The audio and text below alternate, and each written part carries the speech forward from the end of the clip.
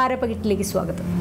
താരപ്പകിട്ടിൽ അതിഥികളായി എത്തുന്നത് ഇന്ന് രണ്ട് ഗായികമാരാണ്, സംഗീത ശ്രീകാന്തും സൗമ്യയും. ഹലോ സംഗീത. ഹായ് ചേച്ചി. ഹായ് സൗമ്യ.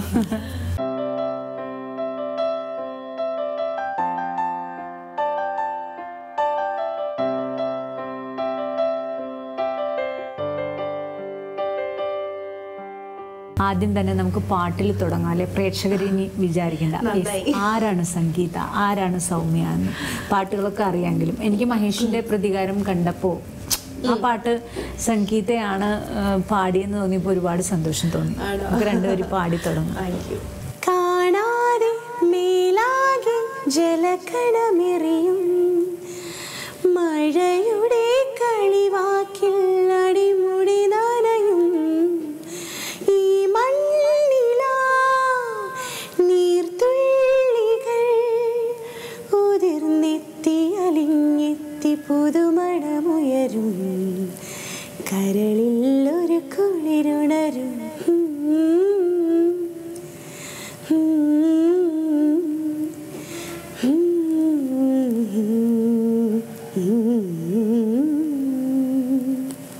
സൗമ്യ. ഞാൻ ഒഴിമുറിയിലെ പാട്ട് പാടാം. നല്ല പാട്ടാണ് ഒഴിമുറിയിലെ. സൗമ്യ പാടിയ കുറേ നല്ല പാട്ടുകളാണ്. അതിൽ പലതും നല്ലോണം ശ്രദ്ധിക്കപ്പെട്ടു. പക്ഷെ ഇനീഷ്യലി സൗമ്യ പാടിയ കുറച്ച് ഇങ്ങനത്തെ പാട്ടിൽ ശ്രദ്ധ കിട്ടാതെ പോയി. അതെ. പക്ഷെ ഒഴിമുറിയിലെ നല്ല പാട്ട്, ഇനീഷ്യൽ ഒരു മെയിൻ ബ്രേക്ക് കിട്ടിയത് ഈവൻ ഞാനിപ്പോഴും ഓർമ്മ. നല്ല ഒരു ബ്യൂട്ടിഫുൾ സോങ് ആണ്. വാക്കിനുള്ളിലെ വിങ്ങും മൗനമേ പാഴ്ക്കിനാവ് നീ ദൂരെ മായുമോ നേർത്ത ശ്വാസമായി വീശും സ്നേഹമേ കോർത്തനാദമായി ചുണ്ടിൽ തങ്ങുമോ തൂമഞ്ഞിൻ സ്വർണ്ണക്കയ്യാലെ ചാലിച്ചു ചായം നീ ഉൾത്താളിൽ വർണ്ണച്ചേലോടെ കോറുന്നു ചിത്രം നീ. ഒരു മിണ്ടുന്ന കൂട്ടുകാരിയും ഒരു മിണ്ടാത്ത കൂട്ടുകാരിയും ഞാൻ വിശേഷിക്കുന്നു. അത് കോളേജ് മേറ്റ്സ് ആയിരുന്നു അല്ലേ? അതെ. എവിടെ പഠിച്ചത്? സെയിന്റ് തെരേസായിരുന്നു ഡിഗ്രി. ഒരുമിച്ച് അപ്പൊ തുടങ്ങിയ സൗഹൃദമാണ്. അന്ന് ഞങ്ങൾ പ്ലസ് ടുവിന് ചേരുന്ന കുട്ടികളെ ആ വർഷം തൊട്ടായിരുന്നു. അതുകൊണ്ട് കോളേജ് എന്ന് പറയുന്ന ആ 3 വർഷമേ ഉള്ളൂ, പ്രീ ഡിഗ്രി ഇല്ല. സോ ഡിഗ്രി മുതലാണ് ഞങ്ങൾ. രാജലക്ഷ്മി നിങ്ങളുടെ കൂടെ? അതെ. രാജി കോളേജ് മാത്രമല്ല, എൻ്റെ കൂടെ ഫസ്റ്റ് സ്റ്റാൻഡേർഡ് മുതലുണ്ടായിരുന്നു. സ്കൂളിങ്ങും ഒന്നിച്ചായിരുന്നു. കോളേജിൽ പഠിക്കുമ്പോഴേ ഇങ്ങനെയായിരുന്നു, ഒരാൾ അധികം സംസാരിക്കാതെ ഒരാൾ? ഞാനും അധികം സംസാരിക്കാറൊന്നുമില്ല കേട്ടോ. എനിക്ക് തോന്നുന്നത് സംഗീത കുറച്ച് ഫ്രണ്ട്ലി ആയതുകൊണ്ടായിരിക്കും. സൗമ്യ സംസാരിക്കാൻ കുറച്ച് സമയം എടുക്കും. അത് ഓരോരുത്തരുടെ നേച്ചർ അല്ലേ? അതെ. സ്റ്റേജ് ഷോസ് എങ്ങനെയാണ് അന്നേ നിങ്ങൾ എങ്ങനെയാണ് മ്യൂസിക്കൊക്കെ ഇങ്ങനെ ക്യാമ്പസിലൊക്കെ എൻജോയ് ചെയ്തിരുന്നത്? അതൊരു ഉത്സവമായിരുന്നു. സെലിബ്രേഷൻ. യൂത്ത് ഫെസ്റ്റിവലിൻ്റെ ടൈമാണ്. ഞാൻ സയൻസ് ബ്ലോക്കിലായിരുന്നു, സഞ്ജു ആർട്സ് ബ്ലോക്കിലാണ്. അപ്പോൾ ആർട്സ് ബ്ലോക്ക് ഇസ് ഓൾവേസ് ഒരു സെലിബ്രേഷൻ. അവിടെ എവറി ഡേ ഒന്നില്ലെങ്കിൽ എന്തെങ്കിലും ഒരു പ്രോഗ്രാംസിനായിട്ട് ഹാപ്പനിങ് പ്ലേസ് എന്നാണെങ്കിൽ പറയാം ആർട്സ് ബ്ലോക്ക്. ഞങ്ങൾ അങ്ങനെയല്ല, ഞങ്ങൾ ഇവിടെ വലിച്ചുകൊണ്ട് വരും ആർട്സിലേക്ക്. വേറെ ബ്ലോക്കാണ്, കുറച്ച് ഡിസ്റ്റൻസ് ഉണ്ട്. സയൻസ് ബ്ലോക്ക് കുറച്ചുകൂടി നമ്മൾ നടന്ന് അടുത്തൊരു ബ്ലോക്കിലേക്ക് പോകണം. അപ്പോൾ ഇവളെ വിളിച്ചുകൊണ്ട് വരും. പക്ഷെ പെർമിഷനൊക്കെ കിട്ടണമെങ്കിൽ ഭയങ്കര പാടാം. അവിടെ നിന്ന് ഇറങ്ങാതെ പെർമിഷൻ മാൻഡേറ്ററി ആണ്. അവിടെ നിന്ന് ബങ്ക് ചെയ്താൽ നമ്മൾ അറിയും. ഈ പറയണ പോലെ വേറെ ബ്ലോക്കാണല്ലോ. അപ്പോൾ എത്ര നേരത്തേക്ക് നമ്മൾ പോകും? ഒരു ക്ലാസ് 2-3 മണിക്കൂറൊക്കെ കഴിഞ്ഞിട്ട് അറിഞ്ഞില്ലെങ്കിൽ അവിടെ ശരിക്കും അറിയും. അതെ, ക്ലാസ്സിൽ കയറൽ വളരെ വിരളമാണ്. അതുകൊണ്ട് പിന്നെ ഞങ്ങൾക്ക് ലാബും അത് കുഴപ്പമില്ല. ഇനിയിപ്പോൾ പ്രശ്നമില്ല. തുടങ്ങിയ സ്കൂൾ മുതലേ ബങ്കിങ് അല്ല ഉദ്ദേശിക്കണം. എന്തെങ്കിലുമൊക്കെ ആർട്സ് ഫെസ്റ്റിവലൊക്കെ ആയിട്ട് ഒരു ജൂൺ ജൂലൈ വരെയൊക്കെ ക്ലാസ്സിലിരിക്കുന്നല്ലാതെ രാജിയോടൊക്കെ ചോദിച്ചാൽ അറിയാം. പിന്നെ ഓരോന്ന് വരികയായി പ്രാക്ടീസ്, അത് ഇത്, ക്ലാസ്സിലൊന്നും ഇരിക്കാറേ ഇല്ല. ഫെസ്റ്റിവൽ മെമ്മറീസ് എന്ന് പറഞ്ഞാൽ എന്താണ്? എത്രത്തോളം അന്നത്തെ ഒരു കോമ്പറ്റീഷൻ? ഇപ്പോൾ ഒക്കെ എന്ന് പറഞ്ഞാൽ ഒരു കോടതിയും വിധിയും അപ്പീലും പേരൻസ് തമ്മിലുള്ള ഒരു, എനിക്ക് തോന്നുന്നു വളരെ തുടങ്ങിയ കാലം വളരെ ഹെൽത്തി കോമ്പറ്റീഷനാണ്. പിന്നെ പിന്നെയാണ് ഈ വെള്ളം ചേർക്കൽ പരിപാടി വന്നത്. ഞങ്ങളുടെ ഒരു പീരീഡ് വരെയൊക്കെയും ഈ പറഞ്ഞ പോലെ വളരെ ഹെൽത്തി ആയിട്ടുള്ളൊരു കോമ്പറ്റീഷനായിരുന്നു. റിയലി എൻജോയ് ചെയ്യും. നമ്മളിപ്പം സെയിൻറ്റ് ട്രിസാസ് മഹാരാജാസ് കോളേജ് ഇവർ പറയാതെ പറയുന്ന ഒരു റൈവൽറി ഉണ്ട്. വളരെ വർഷങ്ങളായിട്ടൊരു ഇതുണ്ട്. അപ്പം അവിടെയൊക്കെ നമുക്ക് വീറും വാശിയൊക്കെ ഉണ്ട്. അവർക്ക് കിട്ടുമ്പോൾ അല്ലെങ്കിൽ നമുക്ക് പോകുമ്പോൾ അല്ലെങ്കിൽ നമുക്ക് കിട്ടുമ്പോൾ അവർക്ക് ഒക്കെ നമുക്ക് ഇറിറ്റേഷനൊക്കെ ഉണ്ട്. എന്നാലും ഒരു ഹെൽത്തി ആയിരുന്നു അത്. കോടതിയിലേക്കൊന്നും അധികം പോയിരുന്നില്ല എന്ന് തോന്നുന്നു. അതെ, പിന്നെ ഈ ഇൻഡിവിജ്വൽ ഐറ്റത്തിനൊക്കെയാണ് നമ്മൾ എക്സ്പെക്ട് ചെയ്തിട്ട് കിട്ടാത്ത കുട്ടികൾക്ക് അങ്ങനെയൊക്കെ ഈ അപ്പീലിന് പോവുക. പക്ഷെ അതൊക്കെ ഒരു കലാപ്രതിഭ ഇത്തരം പോയിന്റ്സ് തികയ്ക്കാൻ വേണ്ടിയിട്ടാണ് ഇത്രയും പരക്കം പാച്ചുന്നത്. അതെ അതെ, പോയിന്റ്സ് തികച്ച് അതിന് വേണ്ടിയിട്ട് ഗ്രൂപ്പ് ഐറ്റം ഒക്കെ ഫുൾ ഫണ്ണാണ്. അതിലൊന്നും ഒരു എല്ലാത്തിനും ഉണ്ടല്ലേ. ഞങ്ങള് ഒപ്പനയ്ക്ക് ഉണ്ടായിരുന്നു, തിരുവാതിര, എല്ലാത്തിനും കൂട്ടത്തോടെ സംഘം ചെന്ന് അടിച്ചു പൊളിക്കുക. 4 ദിവസം എന്നൊക്കെ പറയുമ്പോൾ നമ്മൾ അവിടെ തന്നെ ആയിരിക്കും. യൂത്ത് ഫെസ്റ്റിവൽ ആ പരിസരത്തൊരു വീടെടുത്ത് താമസം, ഭക്ഷണം എല്ലാം ഒരുമിച്ച്. കോളേജ് കഴിഞ്ഞിട്ട് മ്യൂസിക് കരിയർ സ്റ്റാർട്ട് ചെയ്തത് എപ്പോഴാണ്? യെസ്, എൻ്റെ ഫീൽഡ് മ്യൂസിക് ആണ്. എനിക്ക് കുറച്ച് ടൈം എടുത്തു. വെച്ചാൽ ഞാൻ ഡിഗ്രി കഴിഞ്ഞിട്ട് പിന്നെ ഞാൻ 1 year വർക്ക് ചെയ്തു ഹൈദരാബാദ്. പിന്നെ MBA ചെയ്തു. അപ്പോൾ അന്നും എനിക്ക് മ്യൂസിക് ഉണ്ട് എൻ്റെ കൂടെ, റെക്കോർഡിങ്സ് ഒക്കെ ചെയ്യും. But I have never taken it as A എന്താ പറയുക ഒരു പ്രൊഫഷൻ. പിന്നെ ഒരു സോഴ്സ് ഓഫ് ഇൻകം, ഒരു മീൻസ് ഫോർ സർവൈവൽ, അങ്ങനെയൊന്നും ഞാൻ ഒട്ടും ആലോചിച്ചിട്ടില്ല. 10 മാസം ജോലി ചെയ്ത് 2 പാട്ട് കൊണ്ട് 2 സ്റ്റേജ് ഷോ കഴിയുമ്പോൾ ശരിയാണ്. ബട്ട് ഒരു ഇൻസെക്യൂരിറ്റി ഫാക്ടർ ഹാവിങ്, ഇറ്റ്സ് ഒരു പ്രെഡിക്റ്റബിൾ അല്ല ഒന്നും. അപ്പം അതുകൊണ്ട് ഈ അക്കാഡമിക്സിന് ഒരു ഇമ്പോർട്ടൻസ്, വീട്ടിലും അക്കാഡമിക്സിന് ഒരു ഇമ്പോർട്ടൻസ് കൊടുത്തു, ജോബിനൊരു. എൻ്റെ വീട്ടിലെ ആംബിയൻസ് അങ്ങനെയാണ്. ഫുൾ മ്യൂസിക് ഉണ്ട്, നമുക്ക് എല്ലാവരുടെ ഉള്ളിലുണ്ട്. പക്ഷെ ജോലി വേണ്ടി കുറച്ച് സമയം എടുക്കും. അപ്പൊ അതുകൊണ്ട് കുറച്ച് ടൈം എടുത്തു. എപ്പോഴെങ്കിലും അങ്ങനെ റിഗ്രറ്റ് ചെയ്തിട്ടില്ലല്ലോ? ഇല്ല, ബിക്കോസ് റിഗ്രറ്റ് ചെയ്തു. അതായത് കുറച്ചുകൂടി അന്നും ജോബ് ഉണ്ടെങ്കിലും നമുക്ക് സീരിയസ് ആയിട്ട് മ്യൂസിക് പഠനത്തിൽ നമുക്ക് ശ്രദ്ധ ചെലുത്താമായിരുന്നു. അതെനിക്ക് തോന്നിയിട്ടുണ്ട്. അപ്പോൾ അത് കോമ്പൻസേറ്റ് ചെയ്യാനായിട്ട് ഞാനിപ്പോൾ എന്തുകൊണ്ടും ആ പഠനം, മ്യൂസിക് പഠനം, ഇപ്പം നമുക്ക് ഓപ്പർച്യൂണിറ്റി ഉണ്ട് ഇല്ല അതൊക്കെ ഉണ്ടെങ്കിലും നമ്മുടെ ഉള്ളിലുള്ള സംഗീതത്തിനെ പരിപോഷിപ്പിക്കുന്നത് അത് എൻ്റെ തന്നെ ഉത്തരവാദിത്തമാണ്. അതിലെനിക്ക് ചെറിയൊരു വിഷമമാണ്. ഞാൻ കുറച്ചുകൂടി അതിൽ മാത്രമേ ഒരു ചെറിയ റിഗ്രറ്റ് ഉള്ളൂ. അല്ലാതെ എല്ലാം പെർഫെക്റ്റ്ലി ഹാപ്പി. എല്ലാം നടക്കേണ്ട അതേ റൈറ്റ് ടൈമിൽ തന്നെയാണ് എല്ലാം നടന്നിരിക്കുന്നത്. ഇങ്ങനെ അല്ലാതെ വേറെ ഓപ്ഷൻ ഇല്ല എന്ന് തന്നെ വിശ്വസിക്കുന്ന ഒരാളാണ്. എന്തെങ്കിലും നടന്നിട്ടുണ്ടെങ്കിൽ യെസ്, അത് അക്സെപ്റ്റ് ചെയ്യേണ്ടതാണ്. ആ ടൈം നടക്കേണ്ട പോലെ തന്നെ ഇങ്ങനെ ആകാമായിരുന്നല്ലോ എന്നൊരു ആ ഒരു ചിന്തയില്ല. അങ്ങനെ ഒരു എല്ലാം നല്ലതിന് തന്നെയാണ്. ഇനി അങ്ങനെയൊക്കെ തന്നെ ആയിരിക്കും. ഒരു റെസിസ്റ്റൻസ് വരുമ്പോഴാണല്ലോ നമുക്കൊരു സഫറിങ് വരുന്നത്. അതെ, അപ്പം അതിങ്ങനെ ഇപ്പൊ ചേച്ചിയുടെ വിഷമം തീർന്നില്ലേ? ഞാൻ അങ്ങോട്ട് പറയുന്നു, ഞാൻ നേരത്തെ പറഞ്ഞു, ഞാൻ പിൻവലിച്ചു. സംഗീതം എപ്പോഴാണ് ശരിക്കും? ആക്ച്വലി വളരെ ചെറുപ്പത്തിലേ മുതൽ പാട്ട്, ഡാൻസ് എല്ലാം കൂടെ തന്നെ ഉണ്ട്. പക്ഷെ സംഗീതം പ്രൊഫഷൻ ആക്കണം എന്നൊന്നും അന്ന് സ്കൂളിൽ പഠിക്കുമ്പോഴൊന്നും നമ്മൾ വിചാരിച്ചിരുന്നേയില്ല. ഒരു +2 ഒക്കെ കഴിഞ്ഞപ്പോഴാണ് okay fine, this is my way എന്ന് തിരിച്ചറിഞ്ഞത്. ഞാൻ ഫുൾ സപ്പോർട്ടായിരുന്നു. അതാണ് ഞാൻ മ്യൂസിക് എൻ്റെ പ്രൊഫഷൻ ആക്കാൻ എനിക്ക് പറ്റിയതിനുള്ളൊരു മെയിൻ കാരണം. ഗേൾസിന്റെ പേരൻസ് എപ്പോഴും അങ്ങനെയാണ്. ആൺകുട്ടികളെയാണ് അടി കൊടുത്ത് പാട്ട് പഠിപ്പിക്കാൻ കൊണ്ടുപോകുന്നത്. ഗേൾസ് ഇരിക്കാൻ പഠിക്കുന്നതിന് മുമ്പ് തന്നെ എന്നോട് ഏതോ സിംഗർ വന്ന് എൻ്റെ ഇന്റർവ്യൂവിൽ പറഞ്ഞു, എന്നെ ഇരിക്കാൻ പഠിക്കുന്നതിന് മുമ്പ് തന്നെ അമ്മ ബാഗുള്ളവരെടുത്ത്.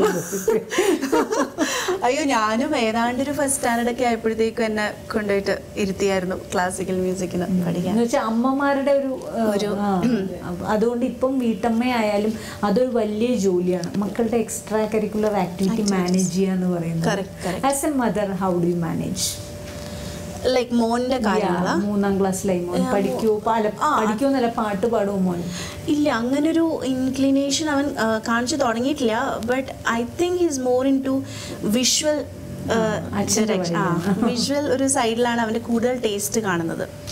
ഇപ്പോൾ ഹസ്ബൻഡ് ഷൂട്ടിനൊക്കെ കൊണ്ടുപോയി കഴിഞ്ഞാൽ from morning to evening night ആണെങ്കിലും അവൻ ഫുൾ ടൈം അതിൽ എൻഗേജ്ഡ് ആയിരിക്കും. പക്ഷെ ഒരു പ്രോഗ്രാമിന് കൊണ്ടുപോയാൽ ഒരു പാട്ട് പോലും അവൻ തികക്കില്ല. പോവാം ബോറടിച്ചു പോവാം, അതാണ് അവൻ്റെ ഒരു നിലപാട്. എത്രത്തോളം ട്രാവലൊക്കെ, അതായത് ഈ സ്റ്റേജ് ഷോസൊക്കെ നിങ്ങൾ പ്രത്യേകിച്ചും ഫ്രണ്ട്സ് ആകുമ്പോൾ ഒന്നിച്ച് ട്രാവൽ ചെയ്യുന്നു, ഷോപ്പിംഗ്, സൈറ്റ് സീയിങ്, എത്രത്തോളം അതൊക്കെ എൻജോയ് ചെയ്യും? സൂപ്പറാണ് അല്ലേ? അത് ഈ വൈബ് വേണം നമുക്ക്, സെയിം വൈബ് ഷെയർ ചെയ്യണ ഒരു പാർട്ട്ണറിനെ കിട്ടണം, അല്ലെങ്കിൽ ഒരു ഫ്രണ്ടിനെ കിട്ടണം. എനിക്ക് തോന്നുന്നു ആ കാര്യത്തിൽ ഞങ്ങള് ഭയങ്കര ഫോർച്യുനേറ്റ്. അങ്ങനെ കിട്ടണം എന്നില്ല ഞങ്ങൾക്ക്. ഫോർച്യുനേറ്റ്ലി അങ്ങനെ ഉരുത്തിരിഞ്ഞ് വന്ന കുറച്ച് ഷോസും കിട്ടി. അതും ഒരു ലക്കാണല്ലോ.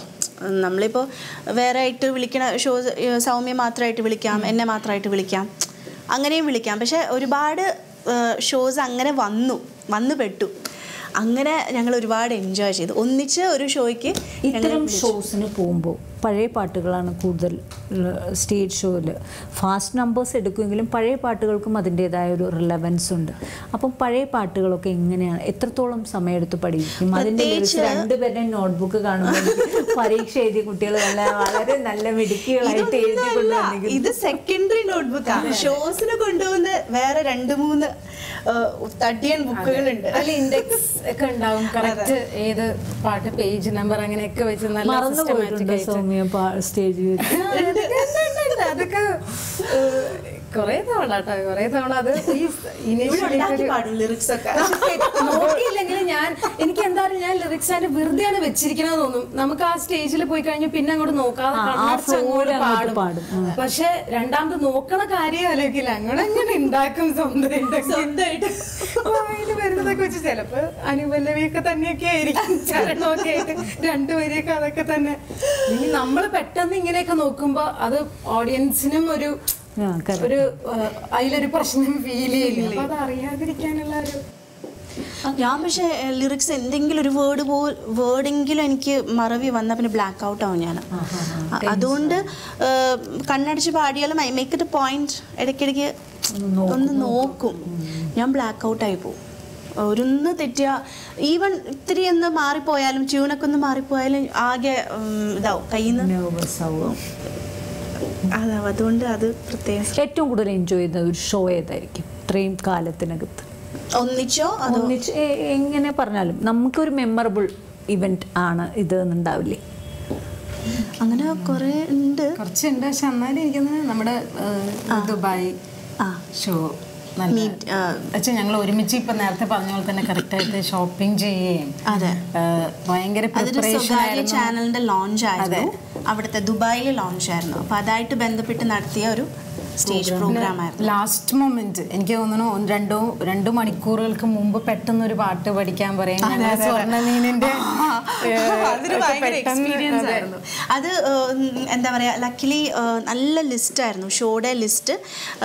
All the old songs plus ഇപ്പോഴത്തെ മെലോഡിയസ് ആയിട്ടുള്ള പാട്ടുകൾ, നല്ല പാട്ടുകൾ, അതെല്ലാം മിക്സ് ചെയ്തുകൊണ്ടുള്ളൊരു ലിസ്റ്റായിരുന്നു. അപ്പോൾ അതിൽ പലതും 2-3 പാട്ടുകൾ പെട്ടെന്ന് പഠിച്ച് പാടിയതാണ്. അപ്പോൾ ആ പഠനം, അപ്പോൾ ഞങ്ങൾ അങ്ങോട്ടും ഇങ്ങോട്ടും മുറിയിൽ ചെന്നിട്ട് അപ്പോൾ പെട്ടെന്നിരുന്ന് പഠിക്കുക, കേൾക്കുക. അത് ഇപ്പോൾ ഞാൻ നേരത്തെ പറഞ്ഞ നമ്മളുടെ ഫ്രണ്ട്ഷിപ്പിൻ്റെ ഒരു കാര്യം കറക്റ്റായിട്ട്. അപ്പോൾ നമ്മളാ പാട്ട് കേട്ടിട്ടുണ്ട്, ഇഷ്ടം പോലെ കേട്ടിട്ടുണ്ട്. പക്ഷെ സ്വന്തമായിട്ട് പാടാൻ വരുമ്പോഴേ അയ്യോ എൻ്റെ ഏതാ നിൻ്റെ ഏതാന്ന് പറയുമ്പോൾ തന്നെ സഞ്ജു പറയും നിനക്കിത് മതി, നിനക്കിത്, ഞാനിത് പാടാം. അത് കറക്റ്റായിട്ട് ഡിഫൈൻ ചെയ്തിട്ട്.